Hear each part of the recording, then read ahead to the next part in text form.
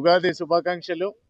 మన తెలుగు నూతన సంవత్సరం సందర్భంగా ఆర్వి ఫౌండేషన్ ఆధ్వర్యంలో ప్రతి సంవత్సరం ఇక్కడ పెద్ద ఎత్తున మన పీర్జాదిగూడ, మేడిపల్లి, పర్వతాపూర్లో ఈ 2 డివిజన్లలో ఒక 7-8 పెడతా ఉంటాం ప్రతి సంవత్సరం చలివేంద్రాలు.